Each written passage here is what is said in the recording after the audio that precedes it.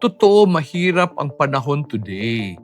But there is still something we can do. Para sa akin, pag kulang, lalo nagkulang, it's a challenge to all of us to just become better entrepreneurs, to grow in our character, to develop the right mindset para never magkulang.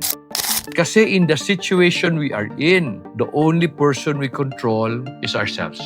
The one who decides our success is tayo.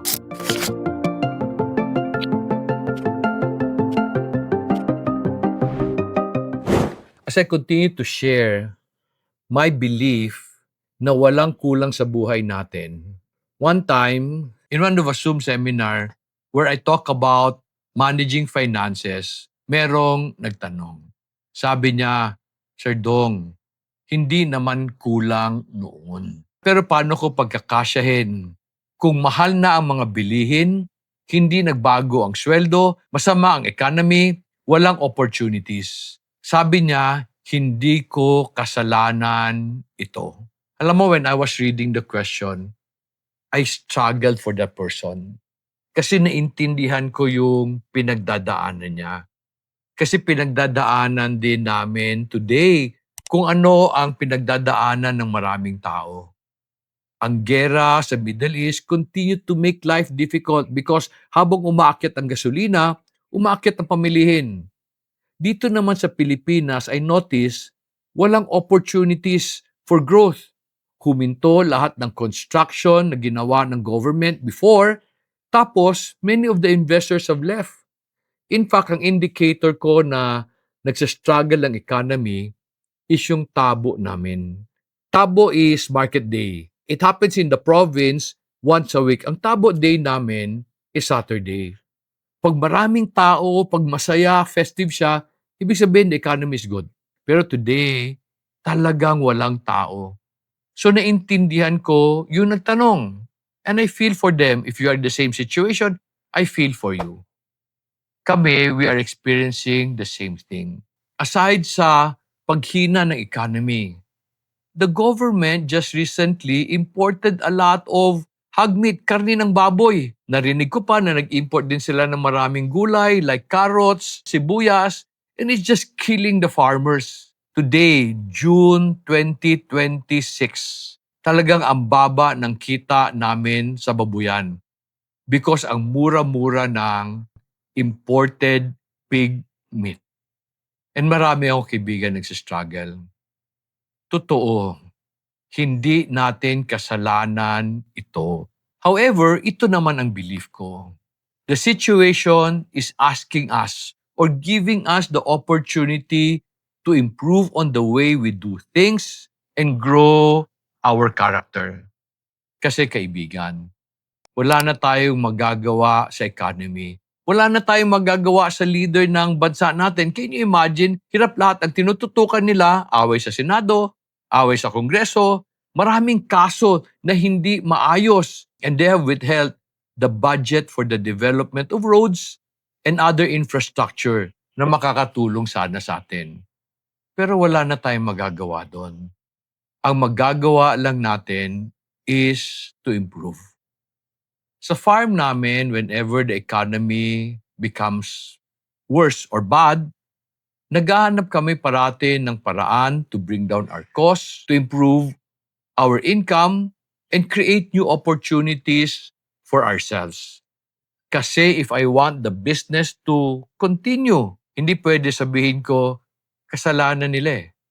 Kasi ako rin ang magugutom. I remember after the pandemic, there was this friend in the insurance industry who asked me to talk to her group to inspire them to restart or recharge their businesses. After my talk, there was this lady who came to me and sabi niya sa akin, Sir Dong, the pandemic took away my business. Nawala lahat ng mga kliyente ko. Where do I find the motivation to be able to start again? Where can I find the encouragement to be able to move forward?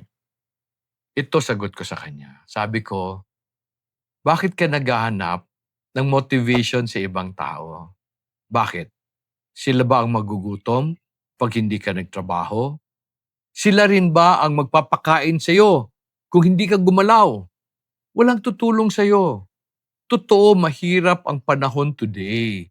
But there is still something we can do. Para sa akin, pag kulang, lalo nagkulang, it's a challenge to all of us to just become better entrepreneurs, to grow in our character, to develop the right mindset para never magkulang. Kasi in the situation we are in, the only person we control is ourselves. The one who decides our success is tayo. Lahat naman ng tao nagsistruggle sa economy natin today. We are all in the same shoes. We are all in the same position. Pero the one who prospers is the one who continue to find a way to prosper. As I end, I want to encourage you. One of the most important thing I learned in business is that everything goes on a cycle. May panahon na maganda, may panahon na pangit. Parang yung kay Joseph, 7 years of famine, 7 years of abundance, everything in life goes up and down. Today, the economy is bad. Sige na lang. Alam ko gaganda rin ito. So today, I work hard to create new opportunities para sa akin. Para when the opportunities improve, when the economy changes, the leadership is better, I am ready to take advantage of the opportunities that will come. Sana nakatulong ako sa iyo today. Sana may nasabi ako na naka-encourage sa iyo. Sana nakaambag ako sa journey mo to fruitfulness. I hope to see you in my future videos. Kung nakatulong tong video na to sa iyo, pag feeling mo meron kang natutunan, will you do me a favor? Will you help me help others by sharing the video sa kanila? Baka together we can work to be able to build a better future for all of us. Salamat and God bless you. Let me just share something with you. Balak mo ba magnegosyo? Gusto mo bang malaman ang tamang mindset ng isang entrepreneur and ang ugali na dapat niyang i-develop? I wrote the book, The Entrepreneur's Journey to Fruitfulness.